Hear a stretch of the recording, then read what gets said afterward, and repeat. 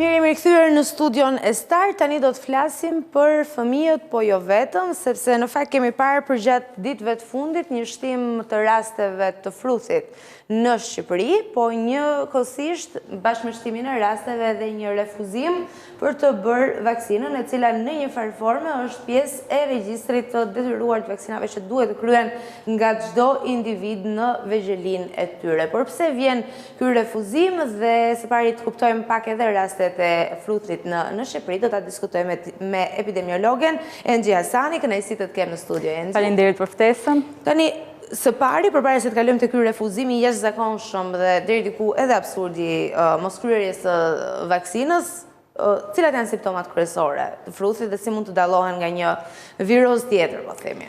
Po, tani fruthi është një sëmundje infektive. Dhe si sëmundje infektive, sigurisht që simptomat e para do të jenë të ngjashme me gjithë sëmundjet e tjera. Siç ndodh për shembull me gripin e zakonshëm, gjithçka fillon me një temperaturë, me ethe, me koputje, dhimbje koke.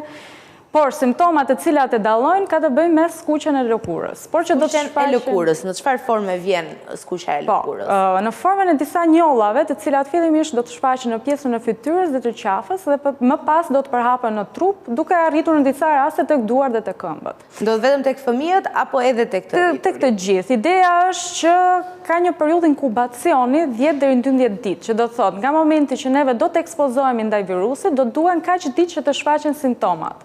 Dhe simptomat e para që shfaqen janë ato të temperaturës, të etheve, pra nuk është se shfaqen me njëherë njolla që të kuptojmë që kemi të bëjmë me rast fruthi, apo jo. Pra fillimisht do kemi këto simptomat të përgjithshme që na shfaqen edhe në rastet të gripit, edhe në rastet e virozave, pastaj do të shfaqen edhe njollat që të kuptojmë në fytyrë apo në qafë. Qafë, po, dhe më pas në pjesë tjera të trupit. Problemi është që derisa të shfaqen këto shenja, normalisht që personi mund të infektojë të tjerët. Një pyetje, Enxhi, edhe pas bërjes së vaksinës, a është e natyrshme që ne të infektohemi nga fruthi?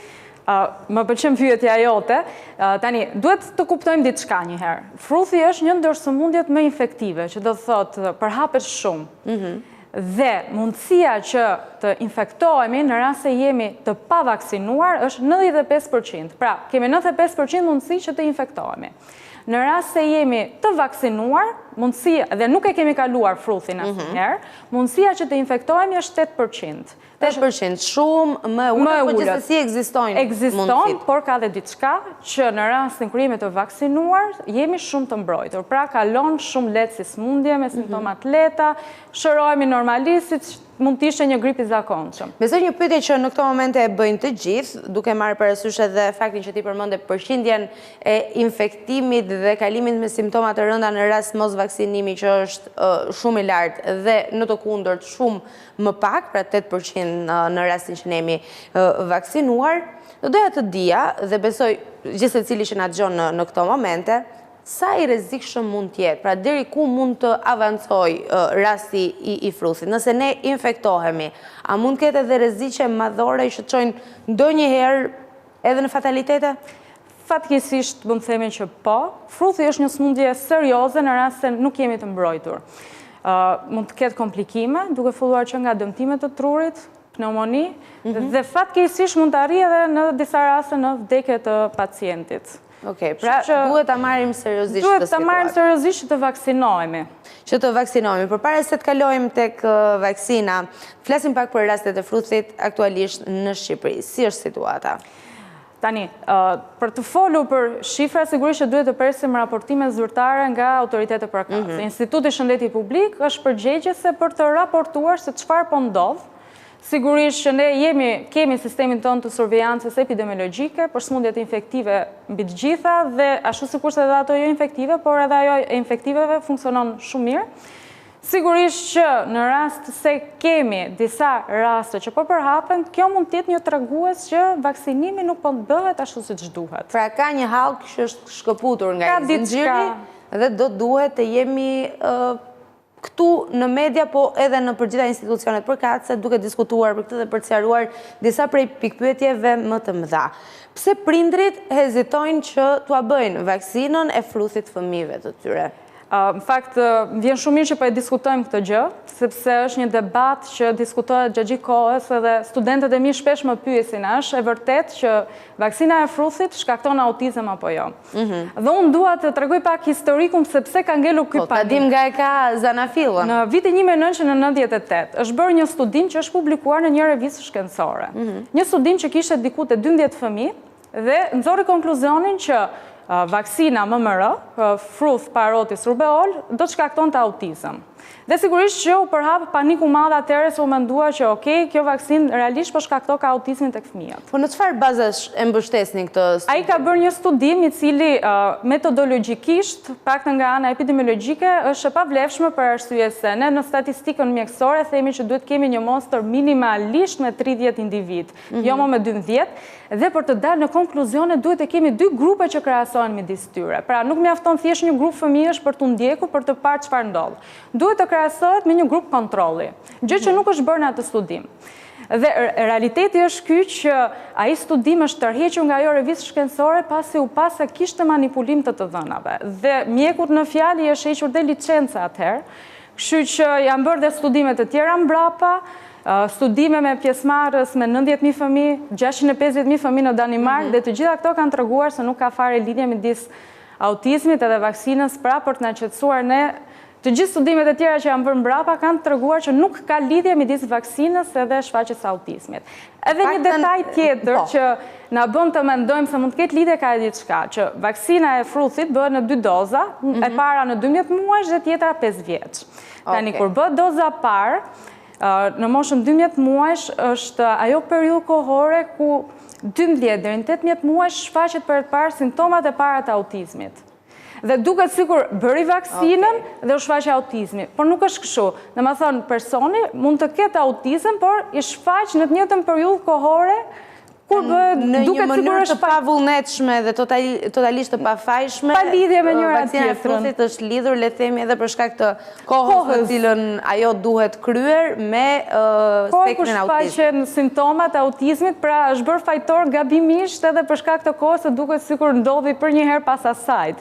Por mund ta sqarojmë dhe mund të themi përfundimisht që jo, nuk ka asnjë ndikim? Nuk ka asnjë bazë shkencore që të tregojë që ka lidhje midis vaksinës edhe autizmit. Pra duhet të jemi të bindur që të vaksinohemi sepse është shumë e rëndësishme. Pra, rastet me fruth kalojnë aq lehtëshëm dhe vetmja mas parandaluese e suksesshme në fakt është vaksina.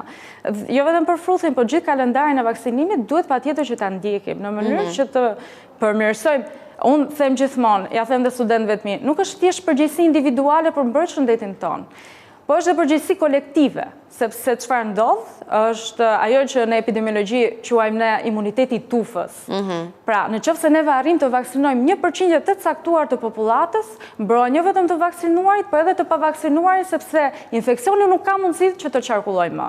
Por ne kemi edhe një gjë tjetër, Ençi, dhe duhet ta pranojmë këtë, që ashtu sikurse duhet funksionojë në fakt ky imuniteti i tufës, ne nuk e bëjmë sepse kur jemi smur, qoftë gjendje gripale, qoftë gjendje virale, apo edhe në rastin që po flasim këtë herë për fruthin, ne prap shkojmë në punë, frekuentojmë ambientet publike, frekuentojmë hapësira në të cilat kalimi i infeksionit nga njëri në tjetrin është lehtësisht i mundshëm.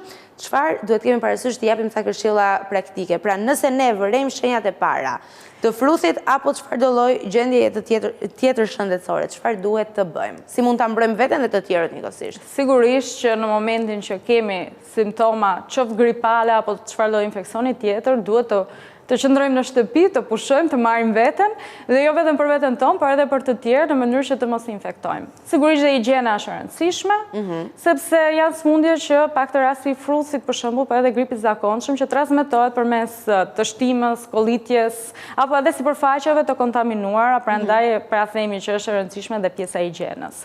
Duhet të marrim veten, të kujdesemi për veten, me mjekimin mirëmbajtës që themi ne, për temperaturën, për dhimbje trupi, dhimbje koke, të hidratohemi sa më shumë, në mënyrë që të zëvendësojmë dhe lëngjet e humbura, të marrim normalisht gjithë vlerat e duhura ushqyese, nuk ka nevojë edhe për mjekime shumë të ashpra, gjykimi. Pra, mund të themi që nuk është një gjendje shëndetësore e cila kërkon shumë kosto për të kuruar. Si çdo gjendje tjetër për sa kohë që jemi të vaksinuar dhe të mbrojtur. Dhe në rastin e mos vaksinimit mund ketë edhe problematika më të rënda. Atëherë po, dhe sigurisht që në rast se ka problematika patjetër që duhet menjëherë të marrin vëmendje në duhur mjekësore. Por që doja thoj edhe diçka që në momentin që kalojmë një arfruthin, krijojmë edhe imunitet për gjatë gjithë jetës. Pra, një person që ka kaluar një arfruthin, edhe në rast se ekspozohet ndaj një personi që mund të jetë i sëmur me fruth, nuk ka mundësi që ta marrë përsëri atë. Kalohet vetëm një herë? Kalohet, krijon imunitet për gjatë gjithë jetës. Në shumicën e rasteve, pra nëse e ke kaluar dikur, nuk është se do të infektohesh përsëri. Kështu që vaksinohuni në mënyrë që t'jeni të sigurt dhe të mbrojtur, dhe me që jemi tek vaksina. Fakt ka ndodhur, po kujtoj fëmirin time, po kujtoj fëmirin e Sime Motre, Tim Vëllaj, që prindrit, sa po vinte ajo fletirja për të vaksinuar, shkonim me njëherë me përgjegjësinë më të madhe dhe me besim plot për të vaksinuar. Tani këto vitet e fundit e kemi parë ne këtë tendencën për të qenë refuzues në vaksinimin e fëmijës ndaj fruthit. Dhe ajo çfarë dua të të pyes është pse vjen kjo frikë pikërisht tani? Pra pse nuk e kanë pasur prindrit tanë? Pse e kanë prindrit e gjeneratës së sotme? Sidomos pas COVID-19 ka një frikë të paparë. Një frikë të jashtëzakonshme dhe një rebelim të prindërve, po e quaj unë, për të vaksinuar fëmijët e tyre. Shiko, duhet kuptojmë dhe diçka, që kjo detyrimi për kryerjen e kalendarit të vaksinimit ka qenë pak si e detyruar dhe prindrit tanë janë rritur dhe me atë frymën e periudhës së komunizmit, që me gjithë qijat e veta kishte dhe atë në thonjzat mirën që të detyronte të bëje diçka, por në rastin e parandalimit të sëmundjeve infektive ishte e mira që të detyronte të vaksinoheshe dhe janë rritur me atë frymën që je detyruar ta bësh dhe do ta bësh. Ndërsa sot sigurisht që shikojmë dhe vendet perëndimore që kanë atë mundësinë e refuzimit të vaksinave dhe prindrit aktual ngren disa pikpyetje që përderisa këta refuzojnë, pse mos ta refuzoj dhe unë. Personalisht jam e mendimit që duhet ta ndjekim kalendarin e vaksinimit, është për të mirën tonë personale, por edhe për të mirën e gjithëve. Domethënë nuk është një lloj pasaporte kalendari i vaksinimit. Patjetër, është një mënyrë për të mbrojtur nga infeksionet që t'i kalojmë sa më lehtë të jetë e mundur, për të forcuar sistemin tonë imunitar, aq më tepër që janë vaksina që ka vite që bëhen, i kanë kaluar të gjitha prova dhe nuk kemi pse të kemi dyshime apo frikë, domethënë janë të sigurta. E rëndësishme është në përfundim të mbrojmë shëndetin ton, por ka edhe një tendencë tjetër që do doja ta prekja, që është vaksinimi privat. Pra, ti nuk zgjedh të shkosh në një institucion shtetëror të shëndetit për të marrë atë vaksinën, që në fund është një detyrim dhe një gjë e cila mbulohet pa kosto dhe pa asgjë tjetër ekstra. Pse ndodh kjo? Pra, çfarë ka këtu që nuk shkon, që duhet shkosh ta marrësh një vaksinë në një, po themi, mënyrë private, me para, ndërkohë që mund ta marrësh këtë shërbim falas nga shteti. Ky do të jetë dyshimi i prindërve, mbase mund të kenë dyshime tek mënyra si transportohet apo ruhet vaksina. Nuk besoj se ka vend për të pasur dyshime. Domethënë, më mund të them që përsa i përket sëmundjeve infektive, vendi ynë ka funksionuar shumë mirë. Shërbimi epidemiologjik ka funksionuar gjithmonë mirë, qoftë për monitorimin, qoftë për kalendarin e vaksinimit, për zinxhirin e ruajtjes së vaksinave siç duhet. Personalisht jam përkrahëse e vaksinave në shtet, sepse nuk kanë asgjë më pak se sa ato të privatit. Çfarë ndodh në rast se nuk vaksinohemi? Pra nëse vijon kjo tendenca, ky refuzimi për të vaksinuar, ka gjasa të kalojmë në një epidemi? Në qoftë se neve refuzojmë një apo disa vaksina, sigurisht që mundësia herë është që vetë neve në momentin që ne ose të vegjëlit normalisht në momentin që të infektohen mund të kalojnë sëmundje goxha të rënda dhe me pasoja në fakt. Por sigurisht që krijohen ato që njihen si xhepa receptiv. Janë ato individ të popullatës të cilët janë të pavaksinuar edhe krijojnë mundësinë që të kemi shpërthime epidemike dhe më pas kalimin në epidemi. Pra, ekziston një risk që të dalë jashtë kontrolli dhe të themi kjo pjesa e masave që kemi marrë deri më sot për mbajtjen në kontroll të sëmundjeve infektive. Pra, deri më sot jemi në një luftë për eliminimin e sëmundjeve dhe sigurisht që kjo do ta cënonte në një farë mënyrë këtë luftë për të eliminuar sëmundjet. Dhe mos hezitoni të vaksinoni fëmijët tuaj, thënë kjo nga mjek të ndryshëm, e citoj edhe Enxhi që po ashtu është mjeke epidemiologe, mos hezitoni, sepse pa tjetër mjekët kanë një shkollë, i kanë marrë të gjitha ato informacionet e nevojshme bazuar në fakte shkencore, kështu që kush jemi ne që t'i kundërstojmë. Enxit, falenderoj shumë që ishe me mua në studio. Falenderit shumë edhe për mesazhin që nda me publikun, se është shumë e rëndësishme në fakt.